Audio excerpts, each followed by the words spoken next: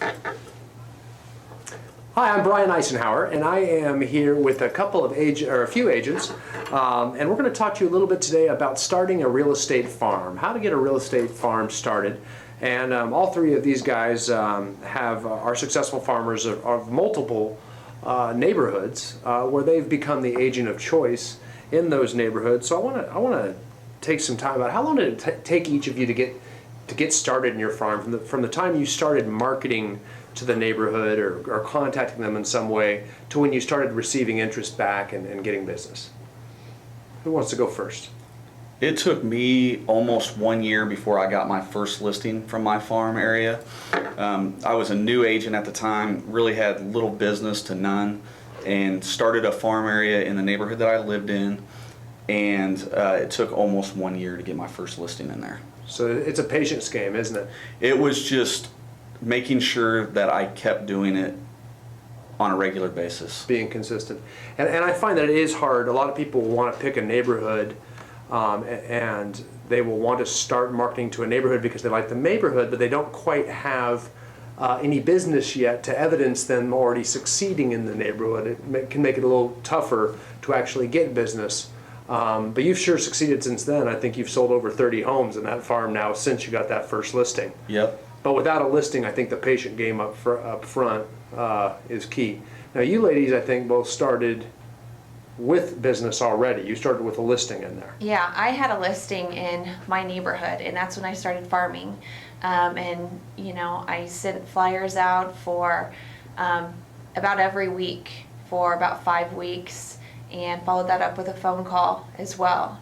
So after I had my listing, then, you know, I started my farming. Okay, so you took the listing and then you started a 5-week blitz just. Yes. And it was basically flyers, mailers every week, and then phone call. And then a phone call, and they knew me by that time. You know, they knew my name, they knew I was the flyer lady, you know, they knew that I'd been sending these out, so they were more open to receiving that phone call. Okay, excellent. And then you got 3 quick listing appointments. I did. Right away. I got 3 really quick phone calls out of the blue, not even in my COI, you know, in my farm, that they called me for a listing appointment.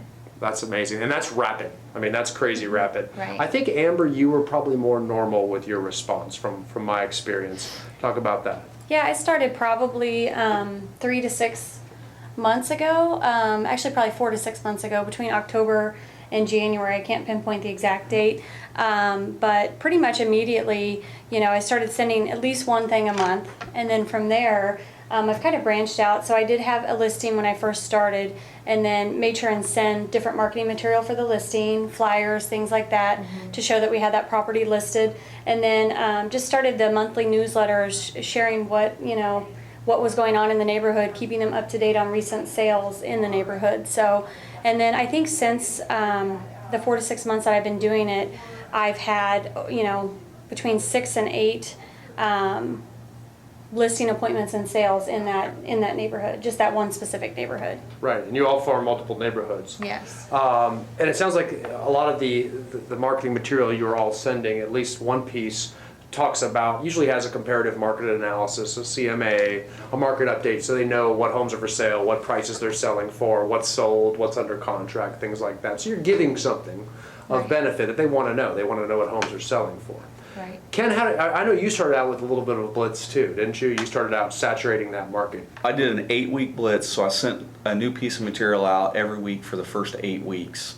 Yeah. And then I went on, and I've never missed a month where I haven't sent something out. Yeah, and let's talk about some of those. But when you didn't have a listing, because I think the key is all of you know the important thing with farming is to evidence your success, right? Just listed. Look what I just listed. Look what I've just sold. Mm-hmm. Hey, look, I'm having an open house. Right. And that's, you know, go ahead. And what turned the corner for me was when I started sending out just listed and just sold.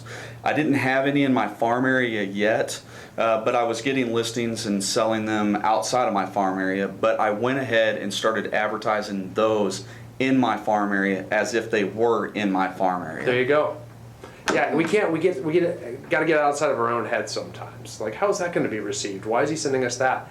They don't know. They don't even care about the difference. They just know you're successful now. They know what you've been doing is working. So just showing that is one of the most powerful pieces we can do, whether it be walking flyers to doorsteps or sending them through mails. So if you don't have a listing, take another one of your listings from outside the farm. I think that's brilliant. And that's when you started seeing the difference. That was the as jump soon as start. I did that, it was almost immediate after that. Okay, what are some other marketing pieces that we might do outside of listing homes for sale, outside of just listed and just sold flyers and things like that?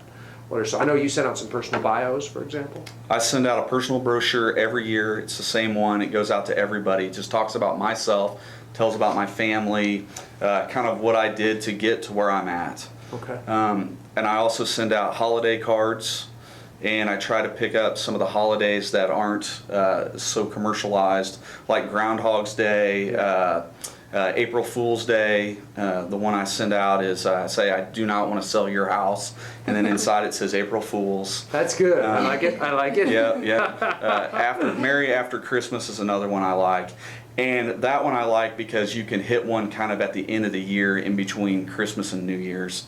And it gets them, it's time for them to start thinking about what they're going to be doing for the upcoming year. And go ahead, Amy. I have sent out the Royal schedule, so like our baseball team, the schedule, the Right. football team schedule, and I actually have a magnet on the back of that so it stays up for months and months and months on their refrigerator. And that is actually how I got my first listing of my farm, is by sending that out. So something of contribution, something everybody wants. I know Right. I've got a magnet up on my fridge too. Same thing, because I want that. Right. So they like that, and they remember you, and they know who to call when it's time. Yeah, comes. every time they go to eat, they see And it. they see it. That's right. That's And right. one of the things that I do, we will actually send out just different monthly maintenance tips. So if we actually aren't sending out, just listed, just sold stuff at that time, or maybe we couple it with it, on the back or something like that, we would include, depending on the time of year, spring maintenance tips, things to do, paint your exterior, just little tips like that that might Sure. help them, remember to do something. And it always helps too, because usually it's things that, they would need to do anyway in order to sell their home. Yeah, I remember spring. I used to send a long time ago. It was just like flower seeds. They cost me a whopping, I think, 40 cents a packet. But we'd send those, staple them to every market update, and send them out there with them. Hey, it's springtime. Go ahead and throw these in there. And sending it to your farm area makes sense. Sending it to a neighborhood that you hit one time a year in the spring makes no sense. No, you're right. It's the consistency. It's the frequency of the touches over Right. and over again that gains that mind share. That gains your branding. We've all been to listings where they have a magnet of another agent Yep. on the refrigerator. Yeah. But it makes sense when it's in your own farm area. Yeah, I agree. I think, and that's why most people do not succeed at farming, is because one thing I hear from all of you is consistency. It's a lot of touches systematically over time. Most agents typically give up on a farm after 3 or 4 mailing pieces. When we're Yep. talking that if you just stay with it and trust it, it will break through, whether it's a couple months, a year, 4 to 6 months. You never really know on that, but I do know that if you evidence success, that always what turns the corner. That's what gets you in the living room for the listing appointments. And then now all of you have actually branched out and moved into other farms as well too. Because once you got the system in place, it's really easy to duplicate it. You just start opening up McDonald's everywhere. How did you pick that? How did you pick those farms? Ken, I know you had a pretty cool idea on that. I picked my second and third farm areas from, I looked at my main farm area and thought, who is moving to that area? So then I branched off and hit those subdivisions for move up people into my other farm area. Gotcha. And I'll even market each other's farms to each Sure. other. More success to show. Yeah. Yeah, I found that people, it's almost easier just to pick nearby farms. Because people like to move up neighborhoods but stay in the same school district or Right. stay by family. And plus it's geographically easier on you. You don't have to drive as far. You can mail. And when they're driving through the other neighborhood that they want to move to, they see your signs, and it's Yeah. just more name recognition. Yeah, and they know that you've got that entire market handled too. Right. I And think I it's pretty. picked- Oh, go ahead. I picked up a move up neighborhood that I'm starting to farm with 2 buyers. So I wanted to be in a farm that I really liked, and I have 2 buyers actually that happen to be in this neighborhood.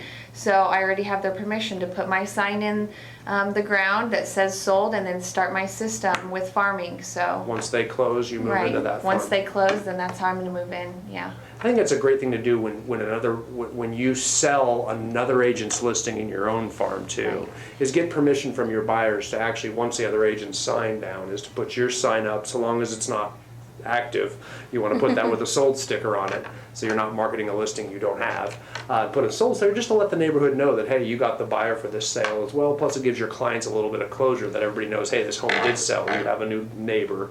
If your client's usually willing to let you do that for a few weeks, just another sign up in the neighborhood too. So, and that's great moving into new farms out of your seller sales in your farms. That's how you branch into a new neighborhood with a listing, which is much easier to get into a farm with. So that's excellent. Absolutely excellent. I think it's kind of interesting too. We were all talking that all three of us started our farm in the neighborhoods that we currently live in. Right. Yeah, and that is easier too. You're there every single day. You get to know everybody every single day. You see a lot of farmers doing that. So you guys are busy every night you come home from work. So, well, guys, thanks so much for your time today. It was very helpful. Appreciate Thank it. Thank you.